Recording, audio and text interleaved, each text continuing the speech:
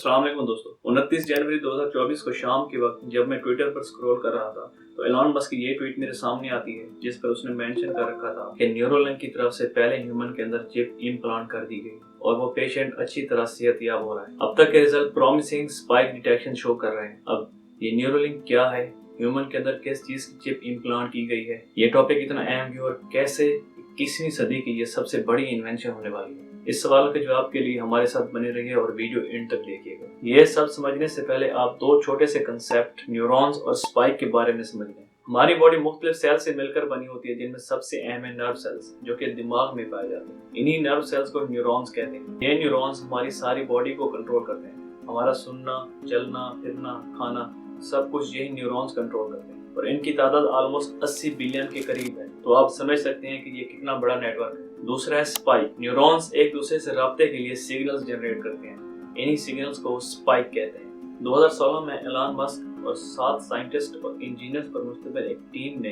एक कंपनी बनाई जिसे न्यूरोलिंक का नाम दिया गया। ये कंपनी न्यूरो टेक्नोलॉजी की मदद से इंसानी दिमाग के अंदर चिप्स डालकर उनकी सलाहियतों को सुपर फास्ट करके एक साइबोर्ग बनाना चाहती है। जब किसी आम इंसान के अंदर कंप्यूटर इम्प्लांट करा जाए या मैकेनिकल बॉडी पार्ट्स उसके अंदर इंस्टॉल किए जाएं और उसकी पावर को बढ़ा दिया जाए तो वो एक साइबोर्ग डिफाइन किया जाएगा। डीसी यूनिवर्स के बैनर तले बनने वाली जैक स्नाइडर की मूवी जस्टिस लीग में ये कैरेक्टर एक अल्ट्रा एडवांस्ड साइबोर्ग है। एफडीए वालों ने इनको एक्सपेरिमेंट के लिए परमिशन अलाउ कर दी, जिसके बाद न्यूरोलिंक ने 64 वायर्स पर मुश्तमिल एक चिप को इंसानी दिमाग के पिछले हिस्से सेरिब्रल कॉर्टेक्स के टिश्यूज में डायरेक्टली इम्प्लांट कर दिया। सेरिब्रल कॉर्टेक्स दिमाग के थोड़ा सा पीछे वाली साइड पर मौजूद एक ऐसा हिस्सा है जो memories, thinking, learning, problem solving, emotions और सेंसरी फंक्शंस को कंट्रोल करता है। 2016 में ऑलमोस्ट 8 साल पहले एलॉन मस्क ने जब ये कंसेप्ट इंट्रोड्यूस करवाया तो सबको ये एक फैंटेसी लग रहा था, लेकिन 2024 में पहले ह्यूमन ट्रायल के बाद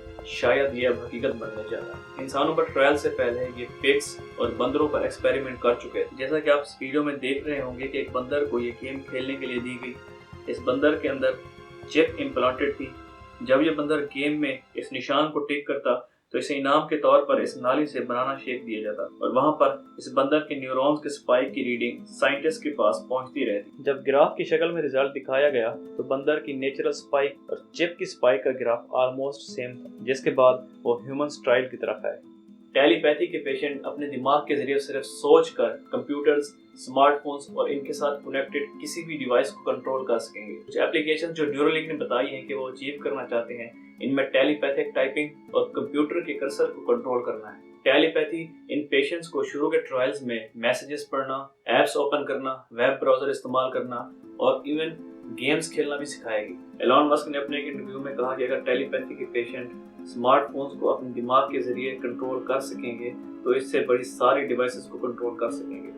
अपने घर में लगे थर्मोस्टेट के टेम्परेचर को हाई लो करना, लाइट होल्ड डिम करना, स्मार्ट डोर लॉक और हत्ता के इंटरनेट पर चलने वाली ऑलमोस्ट सारी चीजों को कंट्रोल कर सकेंगे। एलॉन भैया यहाँ पर रुकने वाले तो नहीं थे। उन्होंने टेलीपैथी के साथ एक और एप्लीकेशन पर भी काम शुरू कर दिया जिसे ब्लाइंड साइट का नाम दिया गया। ब्लाइंड साइट के जरिए शुरू से ब्लाइंड लोग पॉसिबली देख पाएंगे। इस कंसेप्ट के मुताबिक N1 चिप कैमरे से बीम रिसीव करेगी और इसे डिजिटल विजन में कन्वर्ट करेगी। सुनने में ये साइंस फिक्शनल लगता है, लेकिन न्यूरोलिंक के पास मौजूद थ्योरीज के मुताबिक ये पॉसिबल है और ये सब कुछ इस बात पे डिपेंड करता है कि न्यूरोलिंक वाले न्यूरॉन्स और उसके स्पाइक्स को कितना अच्छी तरह से स्टडी कर सकते हैं। न्यूरोलिंक के पहले पेशेंट के दिमाग की सरफेस में 64 वायर्स इम्प्लांट की गई।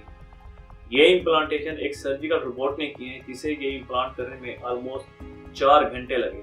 एक सिंगल वायर 16 सेंसरी इलेक्ट्रोड पर मुश्तमिल है जिसको ब्रेन टिश्यूज में 2 मिलीमीटर अंदर तक लगाया गया है। कुल मिला के 124 इलेक्ट्रोड हैं जो कि पेशेंट के कट किए गए सर्कुलर एरिया के इर्द गिर्द फैले हुए हैं। फिलहाल ये टेलीपैथी जो काम कर सकती है वो इसकी पोटेंशियल का 1/64 पार्ट, यानी अगर ये टेलीपैथी कामयाब हो जाती है तो इसको मजीद 64 टाइम्स बेहतर बनाया जा सकता है। टेलीपैथी के जरिए दिमाग की बीमारियों में मेंटल इलनेस को ठीक किया जा सकता है, मोटापे को खत्म किया जा सकता है और ब्रेन की AI के जरिए इंटरफेसिंग की जा सकती है। लेकिन इस वक्त तक ऐसे कोई भी एविडेंसेस नहीं जिनकी बिना पर कहा जा सके ये ऐसे किसी भी काम को करने के काबिल होगी। इम्प्लांट की गई वायरस सेरिब्रल कॉर्टेक्स से न्यूरॉन्स की एक्टिविटी मौसूल करेगी और N1 चिप इन सिग्नल्स को ब्लूटूथ के जरिए कंप्यूटर की लैंग्वेज में कंप्यूटर की तरफ डेटा की शक्ल में ट्रांसफर करेगा। और इसी प्रोसेस को अगर हम फ्लिप करें तो कंप्यूटर से डेटा ब्रेन चिप में ट्रांसफर हो सकेगा। अगर ये वायरस दिमाग के हिस्से विजुअल कॉर्टेक्स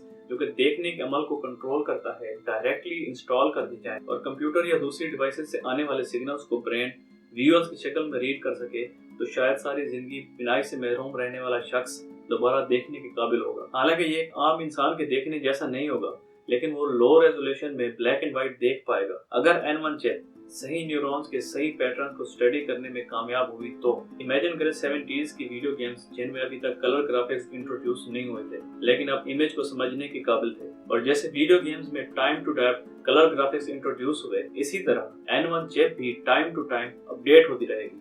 आप सब जानते हैं कि जितना बड़ा प्रोजेक्ट होता है उसके रिस्क भी उतना ही बड़े होते हैं। इसका सबसे बड़ा रिस्क ये है क्योंकि ये इंटरनेट रिलेटेड है तो इसे हैक करना ज्यादा मुश्किल नहीं होगा, और इसके अलावा ब्रेन टिश्यू इन्फेक्शन, ज्यादा ब्लीडिंग और एपिलेप्सी के खतरात भी बहुत ज्यादा हैं। लेकिन एलॉन मस्क के ट्वीट के मुताबिक पेशेंट 0 बिल्कुल ठीक है और अच्छी तरह रिकवरी भी कर रहा है। आपको इस टेलीपैथी के बारे में क्या लगता है? क्या ये काम करेगी? क्या बीनाई से महरूम लोग दोबारा देख सकेंगे? नीचे कमेंट में अपनी राय देना ना भूलें, और अगर आपको वीडियो पसंद है तो वीडियो को लाइक कर दें, शेयर कर दें, और ऐसी इन्फॉर्मेटिव इंटरेस्टिंग वीडियोस के लिए हमारे चैनल को सब्सक्राइब कर दें और बेल आइकन को प्रेस कर दें। आपसे मुलाकात होगी इंशाल्लाह अगली वीडियो में। अल्लाह।